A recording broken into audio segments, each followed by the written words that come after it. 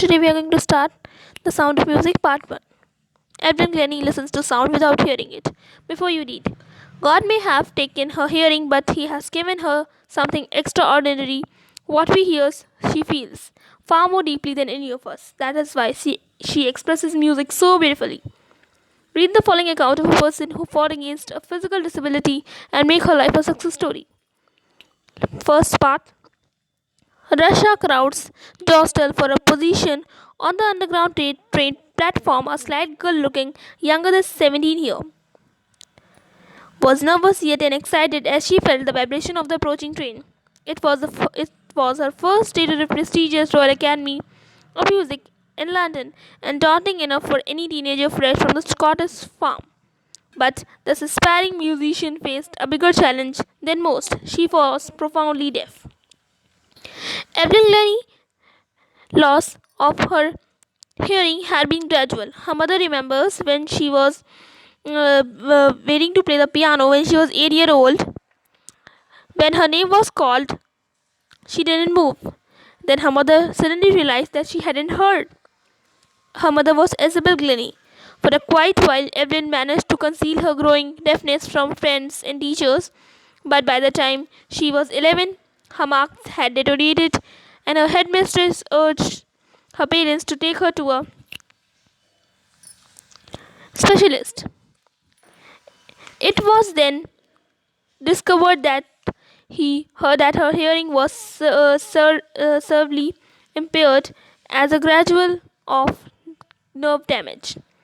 They were advised they should fit it with hearing aids and sent to her school with a off deaf.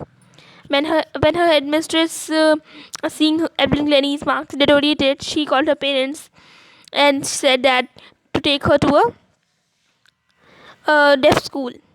And by the listening this, she felt. She said this that everything suddenly looked back, says Evelyn. Third para. But Evelyn was not going to give up. She was determined to lead a normal life and pursue her interest in music. Her passion is to sing, play music, and he was very much interested in music. One day she noticed a girl playing a xylophone and decided that she wanted to play it too. But most of the teachers discouraged that she is deaf, she cannot play. But the percussionist musician Ron Forbes spotted her potential. He began to turning two large drums in different notes. He began to turning two large drums in different notes and said, "Don't listen through your ears. Try to sense it some other way," says Evelyn. Suddenly I realized I could feel the higher drum from the upper waist and the lower one from the down waist.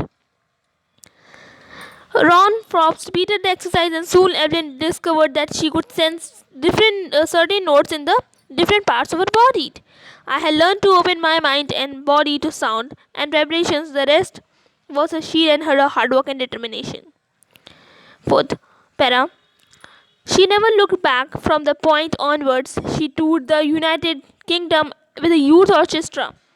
And by the time she was 16 years old, she had decided to make her life in music. She auditioned in the Royal Academy of Music and scored one of the highest marks in the history of the Academy. She gradually moved from the orchestral work and work for the solo performance. At the end of the 3 years course, she had captured most of the top awards. Fifth para. And all of this, Evelyn won't accept any hint from heroic achievement. If you will work, she said, if you will work hard and know where you are going, you will get there. And she got right to the top, the world's most sought after music multi-percussionist with a mastery of some 1,000 instruments and hat-trick international schedule. Sixth para. It is intriguing to watch Evelyn functioning so effortlessly without hearing. If in 2 hours discussion she never missed a word. She said, "Men with bushy beards give me trouble," she laughed. It not just watching the lips. It's not just watching the lips. It's the whole face, especially the eyes. She speaks flawlessly with a Scottish lilt. My speech is clear because I could hear till I was 11, she says. Evelyn. But that doesn't explain how she managed to learn French and master basic Japanese. 7 para. As for music, she explained, it pours in through every part of my body. It tingles in my skin, my cheekbones, and even in my hairs. When she plays the xylophone, she can sense the sound passing up the stick into her fingers tips. By leaning against the drums, she can feel the resonance flowing into her body. On the wooden platform, she'd always go barefoot so that the vibration passes to her barefoot up and up her legs. 8th para. Not surprisingly, Evelyn delighted her audience in 1991. She was presented with the Royal Philharmonic Society prestigious Soloist of the Year award. Says master percussionist James Blade. God may have taken her hearing, but has given something extraordinary. What we hear, she feels far more deeply than any of us. That is why she expresses music so beautifully. This line we have read at the start of the chapter. 9th para. Work confesses that she is something of a workaholic. I have just got to work often harder than classical musician, but the rewards are innumerous.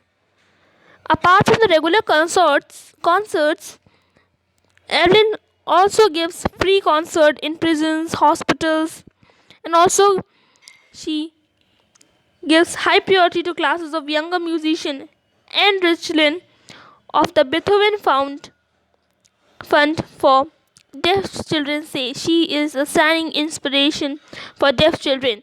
They see that there is nowhere that they cannot go. 10 para. Evelyn Glennie had already accomplished more than most of the people of her twice age. She has brought percussion to the front of the orchestra and demonstrated that it can be very moving. She has given inspiration to those who are handicapped people who look to her and says, if she can do it, I can. And not the least, she has given enormous pleasure to millions. Deborah Crowley. So our chapter ends here. This is so interesting chapter. In our next video, we will definitely start the second part, that is Bismillah Khan. So wait for our next video. Thank you.